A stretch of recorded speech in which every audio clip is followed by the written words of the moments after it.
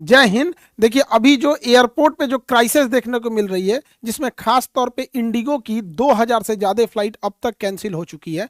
पूरे एयरपोर्ट पर इसको लेके अफरा तफरी मचा हुआ है, और इसके पीछे क्या कारण है इसको हम लोग समझते हैं। और डीजीसीए ने ऐसा कौन सा रूल ले आ दिया था, कौन सा लिमिटेशन रूल ला दिया जिसकी वजह से ये प्रॉब्लम हुआ, और इंडिगो को ही ये क्यों फेस करना पड़ा। स्पाइस जेट है, आकाशा है, एयर इंडिया है, एयर इंडिया एक्सप्रेस है, इन फ्लाइटों को क्यों नहीं ऐसी दिक्कत आई, या फिर इंटरनेशनल फ्लाइट क्यों नहीं बाधित हुई, डोमेस्टिक में भी वो भी इंडिगो ही क्यों बाधित हुई, उसको समझते हैं।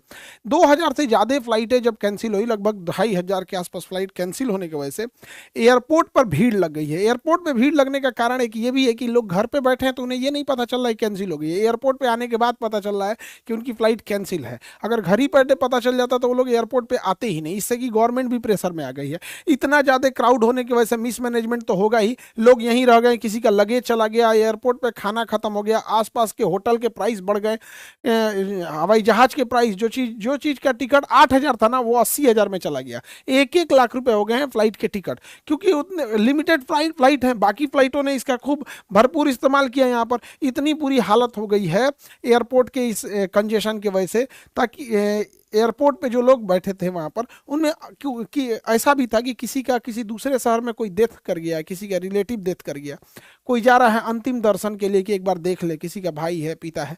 अब वो फ्लाइटें कैंसिल हो गई है, वो जा ही नहीं पा रहा वहाँ। डेड बॉडी ज़्यादा देर तो रख नहीं सकता। यहाँ पे सैनिटरी पैड एक किसी फीमेल का किसी फादर ने अपनी बेटी के लिए मांग रहे थे। सोचिए कितने बड़े वहाँ पे केओस चल रहा होगा। कोई बीमार पड़ा है, पेशेंट को ले जा रहे होंगे, उस पेशेंट में भी कोई सीरियस पेशेंट होते हैं जिन्हें अभी भी इमीडिएट ले जाना होता है। हमेशा अमूमन फ्लाइट लोग इमरजेंसी में ही लेते हैं। यहाँ पर किसी की कनेक्टिंग फ्लाइट रहती है, जैसे कोई पटना से गया दिल्ली, दिल्ली से उसे अमेरिका या यूरोप की फ्लाइट पकड़नी थी, तो यूरोप वाली तो रुकेगी नहीं, कनेक्टिंग के चक्कर में ये चला गया यहाँ पे। एक तो कर्नाटक के साइड में एक थे ऐसे हस्बैंड वाइफ थे जिनकी नई नई शादी हुई थी, रिसेप्शन पार्टी रखी गई थी, वो बेचारे दिल्ली में थे, तो वीडियो कॉल पे सबको दिखाए। ऐसे हाल हो गया। किसी की शादी का मुहूर्त निकल गया, तो बहुत सारा प्रॉब्लम आ गया था इस फ्लाइट्स की वजह से। हमारे भी छोटे भाई के रिसेप्शन था 8 दिसंबर को, तो वहां पर भी क्या हुआ, लगभग 600 से लेकर 700 ऐसे गेस्ट थे जो आ ही नहीं पाए। अब वो लोग क्या है, पहली बार ऐसा था कि कोई अमूमन जब कोई नहीं आ पाता है तो ऐसे बोलता है कि सर हम यहाँ पे रह गए, या फिर मजबूरी थी नहीं आ पाए। इस बार क्या हुआ मेरे साथ, जिन जो लोग नहीं आ पाए वो अपना अपना फ्लाइट टिकट भेज रहे थे, देखिए सर मेरा यहाँ था, हम यहाँ रह गए। जितने लगभग 600-700 लोग नहीं आ पाए, वो भी इसी के वजह से। आखिर ऐसा प्रॉब्लम हुआ क्यों, इसको समझते हैं। इंडिगो जो है इंडिया की सबसे बड़ी एयरलाइंस कंपनी है, और एयरलाइंस कंपनी पे रूल रेगुलेशन बनाता है DGCA, director general of civil aviation. DGCA एक रूल लाता है कि फ्लाइट में कितने देर ड्यूटी करना है, तो फ्लाइट ड्यूटी टाइम लिमिटेशन। तो ये टाइम को लिमिटेड कर रहा था, थोड़ा रिड्यूस कर रहा था, सो डेट कि पायलट के लिए ये ठीक हो सके। तो flight duty time limitation, FDTL, ये बार बार वर्ड यूज होगा, इसलिए इसे याद रखिएगा। ये मतलब ड्यूटी टाइम को कम करने के लिए इसे डीजीसीए ने लाया था यहाँ पर। और ये इससे फायदा किसको होता, तो इसे क्रू मेंबर को फायदा होता। अब ये क्रू मेंबर में कौन कौन आते हैं, तो क्रू मेंबर में 2 लोग आएंगे, पायलट आएगा और केबिन क्रू, जिसे हम लोग एयर होस्टेस बोलते हैं। तो अब एयर होस्टा भी आ रहा है अब सब, तो मतलब पहले फीमेल ही होती थी, और अब तो एयर होस्टा भी आ गया है। एक्चुअल में क्या होता है कि air hostess is a part of flight. तो वो फ्लाइट का एक पार्ट होती है कि पैसेंजर आएंगे जाएंगे, फ्लाइट कभी ओवर बुक रहेगी, कभी खाली भी रह सकती है, कोई पैसेंजर ज़्यादा लगे ले जाएगा, कोई कम ले। लेकिन फ्लाइट अटेंडेंट जो केबिन वाली जो 4 एयर होस्टेस रहती है वो फिक्स होती हैं वहाँ पे, तो उनको पार्ट माना जाता है। बेसिकली फीमेल को रखते हैं, एक उनका वेट भी कम होता है, दूसरा वो अच्छे से हैंडल भी कर लेती है, थोड़ी फ्रेंडली ज़्यादा बिहेवियर से बात कर लेते हैं। तो इसमें दोनों लोग आएंगे, पायलट और केबिन क्रू। छोटी फ्लाइट में 4 केबिन क्रू यानी 4 फ्लाइट अटेंडेंट होते हैं जो एयर होस्टेस, और 2 पायलट रहते हैं। लेकिन अगर इंटरनेशनल फ्लाइट है तो पायलट भी 2 एक्स्ट्रा जाएंगे, और फ्लाइट अटेंडेंट भी ज़्यादा रहेंगे लोग। वो डिपेंड करेगा कितनी लंबी फ्लाइट है, कौन सा जहाज का मॉडल है। तो अगर ये टाइम लिमिटेशन कम होगा तो ये पूरे क्रू को कम होगा, ऐसा नहीं कि केवल पायलट का ही कम होगा, पूरे क्रू का कम होगा।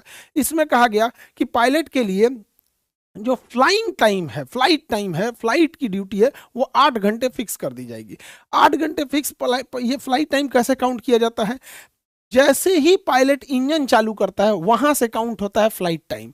जैसे जहाज में बैठा हुआ है, अभी उसे क्लियरेंस नहीं मिला है, अभी लोग बोर्डिंग कर रहे हैं, जहाज में बैठने को बोर्डिंग कर जाता है, अभी उसमें खाना लोड हो रहा है, फ्यूल लोड हो रहा है, ये हो रहा है, तब तक वो फ्लाइट टाइम में नहीं काउंट होगा, वो काउंट होगा ड्यूटी टाइम में। मतलब ड्यूटी पे है, फ्लाइट पे नहीं है, फ्लाइंग नहीं कर रहे हैं। लेकिन जैसे एटीसी ने उन्हें ऑर्डर किया कि आप अपना इंजन स्टार्ट कीजिए, तो इंजन स्टार्ट करके पुश बैक करके भले वो टैक्सीवे पे जाके 2 घंटा खड़ा रहेगा, नहीं उड़ेगा मंजूर है, नहीं उड़ेगा मंजूर है, लाइनअप के लिए खड़ा भी रहेगा टैक्सीवे पे 2 घंटा, तो वो फ्लाइट टाइम में काउंट होगा, उड़ेगा वो भी फ्लाइट टाइम में काउंट होगा। लेकिन अगर वो एप्रेन पे खड़ा है या जहाँ पे खड़ा है उसमें इंजन स्टार्ट नहीं है, भले वो पेपर वर्क कर रहा है, कितने पैसेंजर है, कितना लगेज है, वेट कितना है, फ्यूल कितना है, वेदर कितना है, ब्रीफिंग कर रहे हैं, वो ड्यूटी टाइम में काउंट होगी। तो ड्यूटी टाइम अमूमन ज़्यादा होता है, क्योंकि ड्यूटी टाइम में जो जब तक जहाज का इंजन स्टार्ट होता है वो फ्लाइट टाइम कहते हैं। तो फ्लाइट टाइम को इन्होंने 8 घंटा कर दिया नए रूल के हिसाब से, और ड्यूटी टाइम को इन्होंने किया 10 घंटे। तो ड्यूटी टाइम 10 घंटे। अमूमन देखिए जब लंबी फ्लाइट होती है ना, तो ड्यूटी टाइम और फ्लाइट टाइम में ज़्यादा डिफरेंस नहीं होता है। पायलट आएंगे, अपना अटेंडेंस, अल्कोहल जांच और वो जो भी फॉर्मेलिटी पूरी होती है, ब्रीफिंग हो गया, बैठे जहाज में, बोर्डिंग हुआ, लेके उड़ गए, और उनकी लंबी फ्लाइट ही होती है। लेकिन डोमेस्टिक फ्लाइट में ना फ्लाइट टाइम और ड्यूटी टाइम लगभग दोनों एक दूसरे के, जैसे 5 घंटे फ्लाइट टाइम है ना, तो 10 घंटे ड्यूटी टाइम होगा, क्योंकि जब जहाज उतरेगी, जैसे इंजन बंद हुआ, पैसेंजर बैठ रहे हैं, ये हो रहा है, ये ड्यूटी टाइम में काउंट होता है। तो जैसे जहाज यहाँ पे खड़ी है, तो अभी अंदर टर्मिनल पे पैसेंजर बैठे, ये सब ड्यूटी टाइम में काउंट होता है। ड्यूटी टाइम थोड़ा सा लंबा होता है, जैसे यहाँ पर कोई पायलट आया, जहाज में बैठ गया, अब उसका ड्यूटी यहाँ अंदर टर्मिनल पे जैसे उसने साइन इन किया, पेपर वर्क किया, अपना जांच कराया, मेडिकल देखा, ब्रीफिंग लिया, बैठ गया यहाँ पे, उसका ड्यूटी टाइम चालू है। वो बात कर रहे हैं वेदर कैसा होगा, किस डायरेक्शन से जाना होगा, किस शहर में जाना होगा, क्या वहाँ का रूल है, क्या कैसे, वो सारा चीज़ पे है, तब तक ये ड्यूटी टाइम है। जैसे आदेश आया, इंजन स्टार्ट हो गया, फ्लाइट टाइम।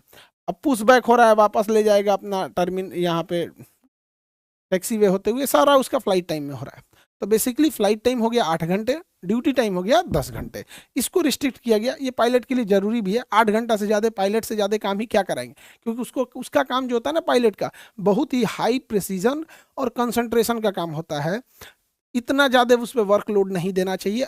कोई मजदूरी वाला काम नहीं कर रहा है कि इतना हो जाएगा, वो हवा में रह रहा है, उसके पास कोई इमरजेंसी वाला भी नहीं, अगर वो थक जाएगा तो बेचारा वो अच्छे से वर्क नहीं, डिसीजन नहीं ले पाएगा। इतने बटन्स होते हैं, इतना आजकल ट्रैफिक इतने हो गए हैं, बार बार उसको ध्यान रखना पड़ता है कि अगल बगल में ट्रैफिक कितना है, ट्रेन कितना है, मौसम क्या चीज़ है, कंजेशन कितना है। कई बार तो होता है कि पायलट सोचते हैं, एक बार लंदन से एक फ़्लाइट आ रही थी दिल्ली, एयर इंडिया की थी आई थिंक, हाँ, लंदन से दिल्ली आ रही थी। दिल्ली वो तो ला दिया, बट दिल्ली में वेदर खराब था या फिर एयरपोर्ट पे बहुत सारा कंजेशन था, तो उसने बोल दिया एक काम कीजिए, आप जयपुर एयरपोर्ट पे चलिए।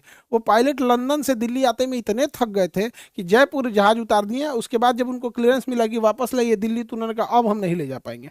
पायलट है वही, वो इंसान है, उतने लोगों की ज़िंदगी उसके है। अब इसी में जो था फ्लाइट ड्यूटी टाइम लिमिटेशन में, इसमें कहा गया कि जो नाइट में फ्लाइट उड़ाने की जो है, जो वीकली रोस्टर तैयार होता है, रोस्टर मतलब पायलट का टाइम टेबल, तो उस टाइम टेबल में वो 6 बार नाइट लैंडिंग करा सकता था, 6 बार रात की फ्लाइट ले सकता था 6 टाइम से। उसको घटा के अब 2 बार कर दिया गया, 2 बार कर दिया गया कि रात में 2 ही बार वो उतार सकता है एक वीकली रोस्टर में। हम समझ कि हफ्ते में 2 बार नाइट लैंडिंग कर दिया तो वो उसका कोटा पूरा हो गया। अब इसके ऊपर नहीं ले जा सकते हैं।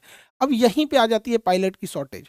ऐसे देखिए, पहले जो पायलट 6 बार नाइट को कर सकता था हफ्ते में, अब वो 2 ही बार कर सकता है। और नाइट की फ़्लाइटें बहुत ज़्यादा हो गई हैं आजकल। हर इंसान जो खास करके जो बिजनेसमैन हैं, वो रात की ही फ्लाइट लेना प्रीफर करते हैं, क्योंकि दिन भर वो अपना काम करेंगे, बिजनेस ड्यूटी जो करना होगा, रात में फ़्लाइट लेके चले आएंगे। अब पायलट की शॉर्टेज हो गई, जिस पायलट को हम 2 बार करा दिए, अब उसको तीसरा बार नहीं कर सकते हैं। तो एक यहाँ पे चेंजिंग आया था, यहाँ से शॉर्टेज आई थी। दूसरा, एयरलाइंस पहले कहती थी कि रात का मतलब होता है 12 बजे से 5 बजे तक, तो कहा गया है कि नहीं, आप 12 से 5 को, इस 5 घंटा को नाइट ड्यूटी नहीं काउंट करिएगा, आप 12 से 6 को नाइट ड्यूटी कीजिएगा। इसने और 1 घंटे बढ़ा दिया डीजीसीए, जो नया रूल आया है डीजीसीए का। इसमें क्या होता था कि रात की फ्लाइट उड़ाने में पायलट को कुछ अलावेंस मिल सकते हैं कि रात का आपने फ्लाइट लिया है। दूसरा, रेगुलेशन भी है कि 2 फ्लाइट लेनी है। अब जैसे मान के चलिए कि डीजीसीए ने कहा कि आप रात में 2 ही नाइट लैंडिंग करा सकते हैं, ठीक है, तो जहाज वाले क्या कहेंगे सब कि अपना फ्लाइट रखेंगे 5:05 पे, जा जैसे 5:05 पे रखेगा, वो नाइट काउंटे नहीं होगा, वो 5 मिनट की वजह से आगे कर देगा, नाइट काउंट कहाँ होगा। अभी कहाँ तो दिन में आए हो तुम यहाँ पे। तो डीजीसी ने कहा ना ना ना, कंप्लीट 6 बजे तक नाइट माना जाएगा, यानी पूरा ये हाफ साइकिल नाइट में कंसीडर होगा यहाँ पे। और ऑब्वियस बात है, बड़े शहर में अगर 5 बजे किसी पायलट को उड़ना है तो 2 बजे से मेंटली प्रिपेयर होगा। वह उसका घर कहाँ है, फ्रेश होगा, नहाए धोएगा, फिर गाड़ी लेगा, एयरपोर्ट पे आएगा। एयरपोर्ट बड़े शहर में होते हैं सब, ट्रैफिक होगा, क्या होगा, तो इस सब को ध्यान में रखें। तो नाइट जो था पहले 5 बजे तक ही कंसीडर किया जाता, अब 6 बजे तक कंसीडर किया जाएगा। रात में अलावेंस फ्लाइट उड़ाने का ज़्यादा मिलता है, सो दैट उसे इससे भी ज़्यादा फायदा होगा यहाँ पे। ये भी एक बेनिफिट है यहाँ पे। इसके अलावे जैसे आप देखिएगा, सब लोगों को हफ्ते में रेस्ट मिलता है 1 दिन संडे का। बहुत सारे ऑफिस में सैटरडे संडे 2 दिन मिलता है। हम लोग कोचिंग में हैं, हम लोग भी सैटरडे संडे क्लास ऑफ रखते हैं, सैटरडे संडे एक्स्ट्रा क्लासेस चलते हैं। तो यहाँ पे कहा गया है कि भाई अब पायलट को हफ्ते में 2 दिन की छुट्टी देनी होगी। पहले 36 घंटा यानी 1.5 घंटे की छुट्टी थी, अभी 48 घंटा यानी 2 दिन की छुट्टी होगी। अब वो 2 दिन कोई जरूरी नहीं है कि सैटरडे संडे, कुछ पायलट को सैटरडे संडे मिल सकता है, कुछ पायलट को मंडे ट्यूसडे। एक ही बार सारे पायलट को भेज देंगे सैटरडे संडे तो पता चला सैटरडे संडे फ्लाइटें नहीं उड़ेगी।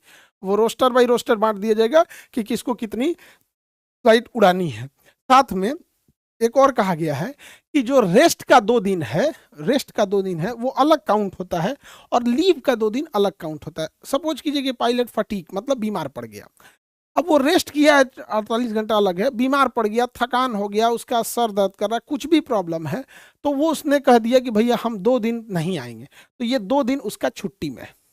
अब वो कह दिया कि भैया अब हम 2 दिन नहीं आएंगे।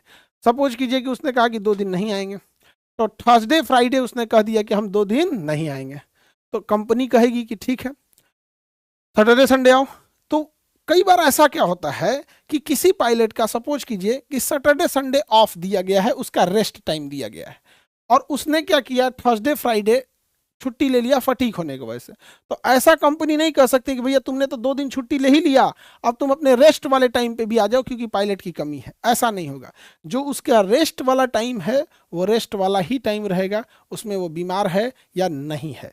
अगर वो बीमार है, फटीक है, थका हुआ है, एक्स्ट्रा छुट्टी लेता है तो उसे एक्स्ट्रा छुट्टी लिया जाएगा। कंपनी डिसाइड करे उसकी सैलरी से काटना है या उसके सीएल से काटना है यहाँ पे, बट उससे दोनों में ओवरलैप नहीं किया जाएगा। दूसरा, हर कंपनी को डीजीसीए को अपने अपने पायलट के फटीक रिपोर्ट देनी होंगे, यानी थकान, बीमार पड़ा, उसका रिपोर्ट देना होगा हर मंथली कि कौन पायलट कितना बीमार पड़ा। एक अमूमन रिपोर्ट के अनुसार 15% ऐसे पायलट हैं जो अभी हवा में उड़ रहे हैं, लेकिन वो शरीर से इतने थके हुए हैं, मानसिकता से इतने थके हुए हैं बेचारे कि वो उड़ाने की स्थिति में नहीं है। यानी ये सारा नियम आया था पायलट को ध्यान में रखते हुए। पायलट एसोसिएशन इसकी बहुत लंबे समय से मांग कर रहा था।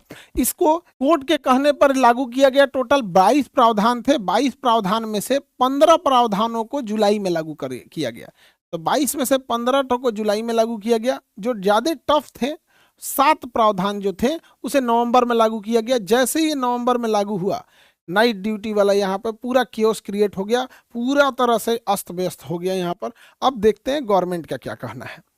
गवर्नमेंट परेशान हो गई। गवर्नमेंट से इंडिगो कह रही थी कि हमें फरवरी तक का टाइम दे दीजिए, फरवरी तक का टाइम दे दीजिए। गवर्नमेंट डीजीसीए ने कहा नहीं, एकदम स्ट्रिक्ट है, हम आपको टाइम नहीं देंगे। इंडिगो ने छोड़ दिया, जा अब टाइम कैसे नहीं दीजिएगा। अभी मजबूरी में हमारे एविएशन मिनिस्टर ने फरवरी तक का एक्सटेंशन दे दिया, मजबूरी में दे दिया फरवरी तक का इंडिगो के आगे। अच्छा, कई लोग का कहना है कि मतलब एक ये भी है कि इंडिगो जबरदस्ती कर रहा है। तो भैया तो एयर इंडिया से कहो कि भैया तुम क्या अपना फ्लाइट कर रहे बढ़ा दिए हो, क्योंकि इंडिगो एयर इंडिया मिल के 90% जहाज उड़ाते हैं, इन्हीं दोनों के पास है। 65% तो इंडिगो के पास है, तो बाकी बचा लगभग जो 20-22% जो भी बचता है वो एयर इंडिया के पास है। तो एयर इंडिया अपना कहा है 15,000 का टिकट कर दिया 1 लाख रुपया, उसको भी करो। खाली इंडिगो पे देख रहे हो, इसको भी कहा नहीं प्राइस कैप लगाते हैं यहाँ पे, जितना मन उतना ले लेंगे लोग, जबरदस्ती है। और रिफंड पॉलिसी कोई मतलब नहीं। भाई दी आपका फ्लाइट छूट गया, 2 घंटा पहले आप चिल्लाते रहिए भैया मेरा हमको नहीं जाना है, पैसा वापस कर, नहीं करते हैं सब यहाँ पर। भाई अगर किसी ने टिकट बुक किया है और वो टाइम रहते हुए 5 घंटा पहले कह दिया कि हम अब इसे कैंसिल करते हैं, तो आप उसके पैसे को होल्ड कर लीजिए। अगर उसका कैंसिल किया हुआ टिकट बिक जाता है तो इसका रिफंड कर दीजिए, नहीं बिकता है तब आप काट लीजिए। नहीं, सबका जबरदस्ती है, ना ना ना हम नहीं देंगे। यहाँ पे बहुत जबरदस्ती है इन सब का भी, बहुत ज़्यादा। तो एक तो एयर इंडिया मजबूरी का फायदा उठा रहा है, और इंडिगो पे कई आदमी का ये है कि इंडिगो मनमानी कर रही है, तो इंडिगो मोनोपोली कर रही है। ये भी एक नैरेटिव चल रहा है यहाँ पर। देखिए, कोई कंपनी जो इतनी बड़ी कंपनी है इतना बड़ा अपना छवि खराब नहीं करेगी। तो कभी ना कभी जो नियम बनाने वाले लोग हैं उन्हें भी एक बार धरातल पे आने के बाद नियम बना के देखना चाहिए कि वो जमीन पे पर लागू हो पाते हैं कि नहीं लागू हो पाते हैं। कई बार ऐसे नियम बन जाते हैं जिसको जमीन पे लागू करना बड़ा मुश्किल हो जाता है। तो एक बार एयरलाइंस कंपनियों को भी और पायलट्स को भी दोनों को बैलेंस लेके चलना है। एयरलाइंस कंपनियों के सामने का कहना है कि देखिए हम लोग के पास मजबूरी क्या है कि ये लोग पायलट ले आते हैं, लो कॉस्ट फ्लाइंग उड़ाते हैं। इनके पास कोई पायलट 10 साल 15 साल जब ड्यूटी कर लेता है, अच्छा एक्सपीरियंस हो जाता है, तो ये कंपनी सोचती है कि चलो उस एक्सपीरियंस पायलट के अंदर में दूसरे पायलट को ट्रेंड कर देंगे यहाँ पे। तब तक कोई अमेरिका की कंपनी आएगी, चाइना की कंपनी आएगी, यूरोप की कंपनी आएगी, उनके पास डॉलर है, डॉलर महंगा है, उनको क्या है, उनके पास डॉलर है, वो कहेंगे आओ हम तुमको 5 लाख की जगह 8 लाख देंगे। उनके लिए सस्ता है क्योंकि उनका डॉलर महंगा है यहाँ पे, अब यहाँ से चले जाएगा। तो एक बार कभी इन एयरलाइंस वाले का भी सोचा जाता है, उनको भी चलाने की जिम्मेदारी है। और इंडिगो ही वो कंपनी थी जिसने, आज भी इंडिगो का किराया बाकियों से सबसे सस्ता है। वो ना खाना देता है ना कोई फैसिलिटी देता है। उसका कहना है कि हम भैया एक जगह से दूसरी जगह ले जाने, और सबसे जल्दी दूर दूर तक कनेक्टिविटी भी इंडिगो ही देता है। तो एक बार जब भी कोई डिसीजन बनता है ना, वैसे बनाना चाहिए। ऐसे देखिए मुखर्जी नगर से डिसीजन बना के सारा कोचिंग खाली करा दिया, हम लोग को जाना पड़ा वजीराबाद मेट्रो स्टेशन के, वहां से फिर वहां से उठा के हम लोग को जाना पड़ा आजादपुर मेट्रो स्टेशन। तो अभी हम लोग गए हैं आजादपुर मेट्रो स्टेशन, पूरा मुखर्जी नगर साफ कर दिया, खत्म कहानी कर दिया यहाँ पे। तो बिना एक बार कुछ डिस्कस किए कुछ भी आराम से वहां बैठ के नियम बना देते हैं, वो अलग बात है यहाँ। तो अगर यही नियम इंडिगो कंपनी, ये जितने भी कंपनी है उनके साथ, पायलट के साथ ऐसा नहीं है। अगर वो मान के चलिए 3 मंथ का एक्सटेंशन मांग रहे थे, दे देना चाहिए, अभी दे दिए ना, मजबूरी में हो गया। ये दिखने लगा मोनोपोली क्या होती है। और कई आदमी का कहना है कि एयर इंडिया रहता है, सरकार इंटरनेशनल सिविल एविएशन ऑर्गेनाइजेशन के हिसाब से अपने आप को बना रही है, जिसे आईकाओ कहते हैं, कि इंटरनेशनल स्टैंडर्ड के हिसाब से इंडिया का लेवल बनेगा। वाह, ये डीजीसीए का कहना है कि भारत को इंटरनेशनल स्टैंडर्ड। जब एयर इंडिया सरकार का था तो ये ख्याल नहीं आया था कि इंटरनेशनल बनाए। एयर इंडिया को तो बर्बाद कर दिया गया, इंटरनेशनल कौन चाहिए, तो लोकल लायक नहीं बच गया था। तो बात हुआ कि दूसरे के खेत में पंचायती करने निकल दी हैं। अरे एयर इंडिया को बर्बाद कर दिए लोग, कहाँ गए थे लोग यहाँ पे। 2012 से एयर इंडिया का एक जहाज खड़ा था कलकत्ता एयरपोर्ट पे, तब एयर इंडिया सरकारी हुआ करती थी। 2012 से था, 14 साल बाद 15 साल बाद कलकत्ता एयरपोर्ट एयर इंडिया को कहा कि आपका एक जहाज पड़ा है, उसका पहले भाड़ा दे दीजिए, इतना देर स्टैंड में रखे थे, और इसको ले जाइए। तो एयर इंडिया अब तो सरकारी से टाटा की हो गई। वो खोजा पुराना फाइल तो पता चला ओहो यहाँ पार्किंग में खड़ा है, तो सोच रहा इसका एक जहाज खड़ा है। तो जब सरकार का रहता है तो स्टैंडर्ड नहीं, आप थोड़ा स्टैंडर्ड करके देखिए इंटरनेशनल स्टैंडर्ड के हिसाब से रेलवे को, नहीं वहाँ नहीं। हाँ, जो प्राइवेट हैं जो अपना चला रहे हैं उनको हम नियम सिखाएंगे। यहाँ पर प्राइवेट स्कूल पे नियम आएगा, प्राइवेट सारी चीज़ों पे आएगा, यानी सरकारी पे नियम ला के देखिए स्कूल चलियो रहा है कि नहीं चल रहा है, ढह जाएगा स्कूल का बिल्डिंग। लेकिन ना, प्राइवेट कोचिंग है, प्राइवेट इंस्टीट्यूट है, 8 को दरवाजा होना चाहिए, छत की ऊंचाई इतनी होनी चाहिए, हवा इधर से आना चाहिए। सरकारी स्कूल में बिल्डिंगें ढह गया यहाँ पे। तो बनाओ इंटरनेशनल स्टैंडर्ड का, दूसरे के में उसमें स्टैंडर्ड इंटरनेशनल बनाएंगे। इनको खाली मोनोपोली इंडिगो का दिख रहा है, थोड़ा इंटरनेशनल मोनोपोली देखिए। आज कोई कंप्यूटर यूज करते हैं या तो विंडोज होते होंगे या तो फिर उसका अंदर ये आपका मैक सॉफ्टवेयर लगा होगा। आप कोई मोबाइल यूज करते होंगे, आप भी यहाँ मोनोपोली में, या तो एंड्रॉइड यूज करते होंगे या तो फिर आप iOS यूज करते होंगे। अभी कुछ दिन पहले हम बनाए थे कि गूगल चाहेगा तो घुटने पे ला सकता था। अरे गूगल का तो 1% इंडिगो नहीं था, ला दिया सरकार को, पूरी इंडिया में केओस ला दिया कि नहीं ला दिया। 6 महीना पहले हम इस बात को बोले थे कि मोनोपोली अच्छी चीज नहीं होती। हमने एग्जाम्पल दिया था गूगल का, तो कई आदमी न्यूज पे चला दिया। सर ने बोला कि गूगल घुटने पे ला देगा, भारत इतना कमजोर है। हमारी देश की कंपनी इंडिगो ने ले दिया। ये मोनोपोली बहुत खराब है। आज सोशल मीडिया पूरी मोनोपोली है। ये मीडिया वालों को आप कमजोर मत समझिए, ये आपके बिहेवियर को जानते हैं कि कौन सा इंसान किस पार्टी को पसंद कर रहा है, कौन सा इंसान किस विचारधारा को है, क्योंकि आप उस पार्टी को लाइक डिसलाइक उसके वीडियोस को पूरा देखना, एल्गोरिथम से पूरा पता, ये आपका पूरा बिहेवियर जान रहा है सर। तो ये तो इंटरनेशनल मोनोपोली है। इंडियन मोनोपोली में आके देखिए ना, आज टेलीकॉम में ये तीनों है सब। आज चाहे सब जो कर देंगे, आज जियो का रेट चाहे जितना हो जाए आप कुछ नहीं कर सकते हैं। कहाँ गया आपका? आज इंडिगो आया, चिल्ला रहेंगे, 2 दिन में शांत हो जाएंगे लोग, 11 तारीख से इंडिगो भी ठीक हो जाएगा।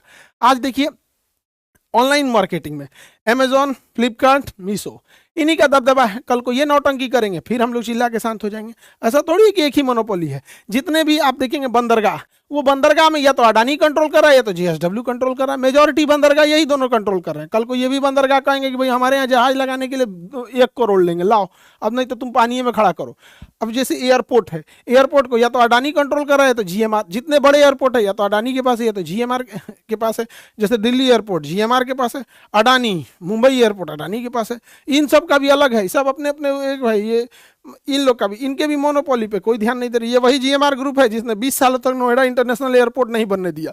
कहाँ गए थे ये लोग? यहाँ पे खाली इन लोग को इंडिगो का दिख रहा है। पेंट में देखिए ना, या तो आपके पास एशियन पेंट होगा है तो बर्जर होगा। अभी ये दो ठो का मोनोपोली है, जिस दिन ये बैठाएगा सब बैठ जाएगा। ये दोनों आपस में बैठ के कहते थे हम दोनों रेट बढ़ा लेते हैं, 2 रुपया के आगे पीछे रखेंगे। तो कैसे एयरटेल जियो सब अपना रेट आगे बढ़ाते रहते थे शांति से। कंपटीशन काउंसिल ऑफ इंडिया बैठ के झाल बजा रहा है यहाँ, इसको अभी तक बुझा नहीं रहा है। सीमेंट कंपनी में आइए देखते हैं, सीमेंट कंपनी में यहाँ पे अडानी सीमेंट में एंट्री कर दिया है, बड़े शेयर खरीद लिया है एसीसी वगैरह हर जगह के सीमेंट में। और एक बिरला कंपनी का अल्ट्राटेक, इधर सीमेंट में मार चल रहा है। लोहे में देखिएगा तो जिंदल, टाटा, जेएसडब्ल्यू, लो मोनोपोली एकदम। यहाँ पे ये लोग करोड़ों कमाता है, मुनाफा इतना लेगा, अब बाद में कहेगा हमने 5 करोड़ दान दिया। अरे यार तुम इतना मुनाफा खाता का है कि इतना करोड़ों में दान देना पड़ता है? अब तो वही बात हो गया, हम समोसा बेचेंगे 200 रुपया का एगो, अब बाद में 5 रुपया किसी को दान दे देंगे, समोसे सस्ता कर दो।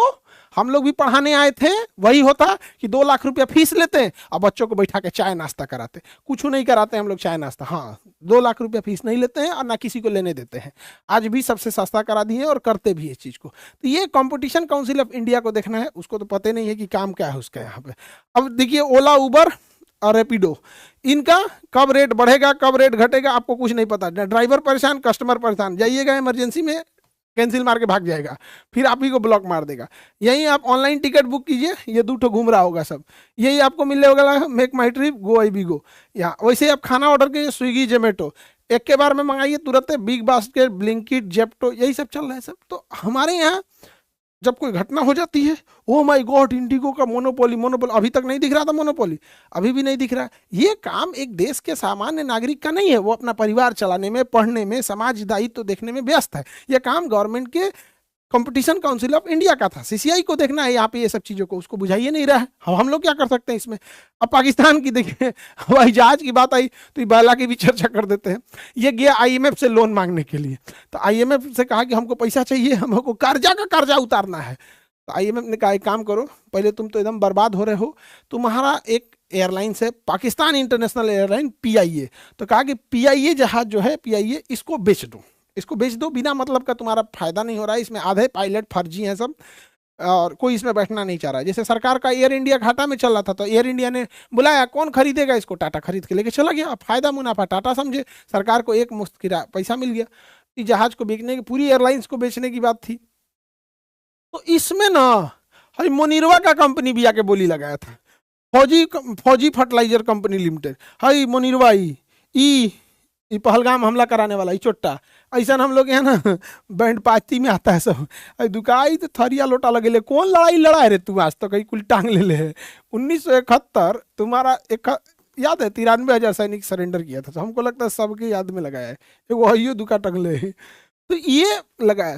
तो इन देश की हम तुलना तो नहीं न कर सकते हैं, हमें तुलना करनी चाहिए। चाइना आज इतना आगे क्यों चला गया? चाइना ने हमेशा से अपना कंपटीशन अमेरिका से कहा, उसने कहा कि हमारी navy, air force, technology, education, health sector, हर चीज़ अमेरिका के लेवल का होना चाहिए। आज अमेरिका के लेवल का हो गया, हमने क्या किया, हमारा लेवल पाकिस्तान से होना चाहिए, उसी से लड़ेंगे। हम भी हो गए इस समय, तो चौपट करके रख दिए। तो गवर्नमेंट की जिम्मेदारी है, ओवरऑल कहना यह है कि इंडिगो कंपनियों का भी ध्यान रखना है, पैसेंजर का भी ध्यान रखना है और पायलट का भी ध्यान रखना है। आप कभी भी एक तरफा इसे ले लेंगे तो वही मोनोपोली हो जाती है जहाँ पे। और रही बात आगे, तो अब बैच का देखते हैं हम लोग यहाँ पर। बीपीएससी का इंटरव्यू का 15 दिसंबर से होगा। जितने लोग इंटरव्यू में बैठेंगे सारे लोग पीसीएस बोर्ड में बैठ के इंटरव्यू लिए, ये रिटायर्ड मेंबर हैं, ऐसा नहीं कि क्वालिटी से कोई समझौता। तो इसमें आएंगे, हाँ इनरोल हो जाएंगे लोग, जैसे रिजल्ट आएगा तुरंत, ताकि पैसे नहीं लगे आप लोगों से, फिर सीट बढ़ जाएगी तो चार्जेबल हो जाता है। इसके अलावा यूपीएससी के 72 बीपीएससी के बैच आ रहे हैं, इनमें इनरोल हो जाएंगे। और यूपीएससी के लिए को फाउंडेशन बैच भी है, ऑनलाइन ले सकते हैं, 10,000 का है। क्रैश कोर्स करना है, बहुत सारे बच्चों के पास इतने भी पैसे नहीं होते थे यूपीएससी के लिए, तो पूरा क्रैश कोर्स वो पढ़ सकते हैं महज 2999 यानी लगभग 3000 में एकदम यहाँ पे। ये थोड़ा सा लंबा बैच है आह्वान बैच, ये 3 साल का प्रोग्राम होता है। जिन बच्चों ने अभी इंटरमीडिएट क्रॉस किया है, ग्रेजुएशन फर्स्ट ईयर या सेकेंड ईयर में है, उनके लिए आह्वान बैच होता है। ये लंबा पढ़ाई चलता है यहाँ पे। और ये सीसेट के बैच, जिसको जिस बैच में प्रॉब्लम होगा उसमें इनरोल हो जाएंगे। आगे नेक्स्ट क्लास में मिलेंगे, उसमें हम समझेंगे कि पुतिन जो आए थे, तो पुतिन के आने से हम लोगों ने कौन से हवाई जहाज का अगर समझौता कर लेते हैं तो भारत को एयरबस और बोइंग जैसे जहाज़ों में मोनोपोली तोड़ सकते हैं। जय हिंद।